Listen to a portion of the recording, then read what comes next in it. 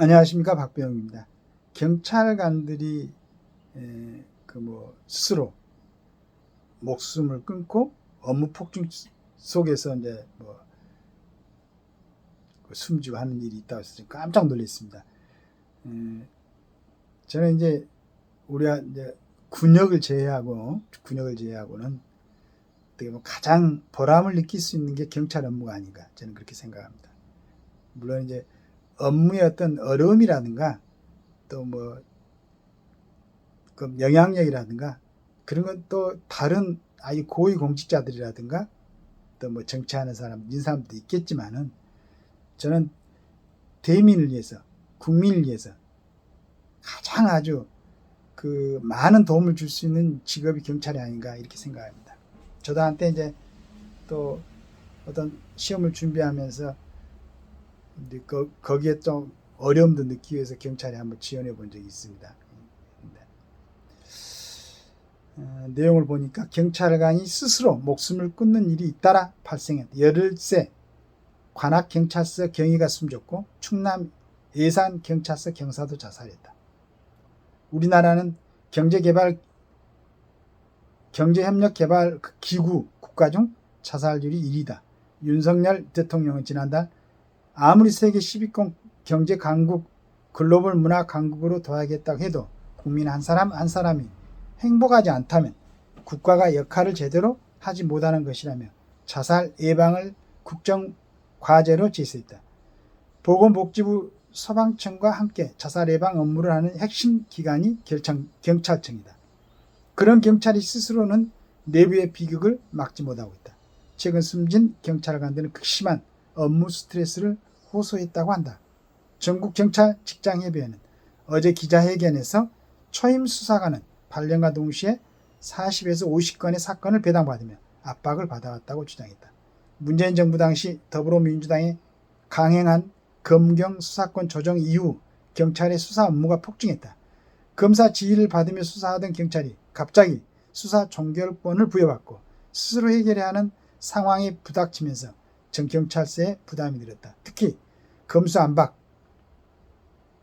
강행해 경찰 어깨는 더욱 무거워졌다. 당시 문재인 정부와 민주당은 검찰 무력화에만 몰두했을 뿐 그 짐을 떠안는 경찰이 어떻게 이를 감당해야 할지는 깊이 생각하지 않았다. 검찰과 경찰이 서로 사건을 떠넘기고 있지만 이를 조율할 시스템은 없다. 피해자는 한없이 늘어지는 처리에 분통을 터뜨린다. 민원인 스트레스가 고스란히 경찰관에게 쏟아지는 구조다. 오직하면 경찰 내부에서 수사부서 탈출은 지능수인화는 많이 나올까. 일선의 고충은 애매한 채 권한 늘리기에만 관심을 쏟은 경찰 지휘부의 책임도 크다.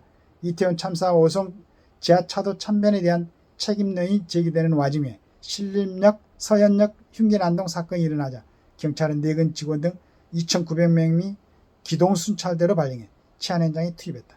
수사 업무가 가중한 상황에 현장 부담까지 늘었다는 불만이 분출했다. 지난 정부에서 강행한 국가정보원 대공수사권 폐지로 올해부터 간첩수사까지 경찰이 전담하게 됐다. 경찰 안보 수사 인력과 역량으론 애당초 무리라는 지적이 잇따랐지만 지부에선 경찰은 본래 안보수사기관이라고 주장했다. 간첩 검거가 부진해지면 이 역시 고스란히 일선 경찰관의 책임이 될 게 분명하다. 경찰관의 일다른 비극은 오래전부터 울린 경고음을 무시한 지휘부 책임이 작지 않다. 무엇보다 막무가내식 수사권 조정으로 혼란을 야기한 정치권도 반성이 필요하다. 정치적 목적으로 헝클어뜨린 수사 구조를 신속히 보완하는 것만이 경찰 비극의 막을 예방책이다. 검사안박 제자리에 돌려놓고 이번에 또 어떤 아까 잠깐 봤지만은 민주당 국회의원들이 또 국정원 이렇게 조사권까지 국정원 대공 수사권도 경찰에 넘겨놨는데 이제 조사권까지 그러면 이제 그 업무도 당연히 또 이제 알게 모르게 경찰에서 하게 되겠죠. 자, 이런 그 생각을 왜 하는가 모르겠습니다. 지금까지 오랫동안 쌓아왔던 또 국정원의 정보 능력, 수사 능력을 갖다가 또 경찰들은 아까 제가 얘기했지만은 정말로 국민들 가까이에서 국민들 위해서 봉사하는 일들이 너무 많잖아요. 가끔씩은 경찰 그 중에서 이제 수사하는 사람들 보면은 뭐 주변의 이웃처럼, 형제처럼, 또 아들처럼, 아빠처럼 얼마나 그 주변 사람들 위해서 봉사하는 일들이 많습니까? 그렇게 할 수 있도록 경찰들을 조금 복잡하고 아주 오랫동안 관련된 부서에서 일해야 되는 관련된 부분을 갖다가 업무를 담당해야 되는 그런 부분은 대공수사권 같은 건 다시 국정원에, 그 다음에 수사지, 검찰하고 잘 협조해가지고 그 책임을 좀 덜어줘야죠. 원래대로의 복귀가 필요한 시점에 또 뭐 국정원 조사권까지. 그래서 내가 어제 얘기했죠. 우리 윤 대통령께서 하루에 5분짜리든 10분짜리든지 담화문을 하나씩 발표하더라도 대통령이 담화문 발표하면 그래도 국민들이 좀 관심을 가질 게 아니에요. 국민들이 지금 상황이 이렇다. 지금 뭐 거대 야당에서 그냥 법률 통과시키고 오면은 또 거부권 행사해야지. 뭐 탄핵하려고 하면 그러지 말고 예방 차원에서 우리 대통령께서 잘 생각해가지고 뭐 하루에 한 번, 이건 내가 이제 그렇게 얘기한 거고, 그때 국민들한테 잘 알리는 방법이 어떤 게 있을 것인가.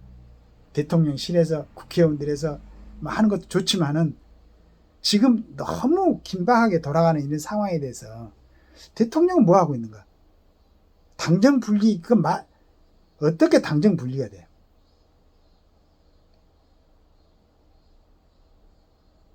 당정 분리를 얘기한 사람들이 또 내각 책임제를 얘기한 사람들도 있어요. 그 사람들이 말하는 당정 분리는 그냥 정부는 너희 시비 걸지 마. 우리 국회의원들이 다 할 테니까. 이런 생각으로 하고 있는 건가? 말도 안 되는 거지.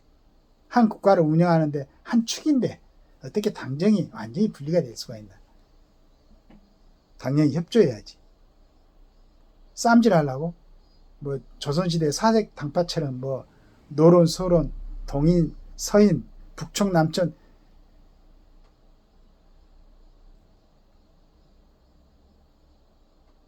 국민들 세금으로 4년을 갖다 국가 업무에 대해서 이임받았으면은 정말로 최선을 다해서 국가와 국민에게 봉사하는 그런 마음으로 하고, 끝나면 하는 도중에라도 자기가 능력이 없다 생각하면은 스스로 물러나고,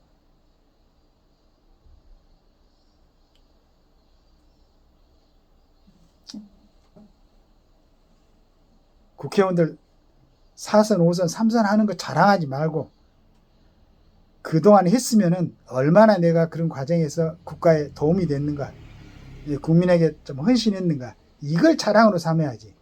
그냥 그건 뭐 몇 번씩 해놓고는 국회에서 뭘 자리라도 맡으려고 좀 멋있고 좀 젊은 사람들이 형님처럼 생각하고 삼촌처럼 생각하고 믿고 의지하고 이렇게 생각하는 정치인들로 거듭나기 바라겠습니다. 감사합니다.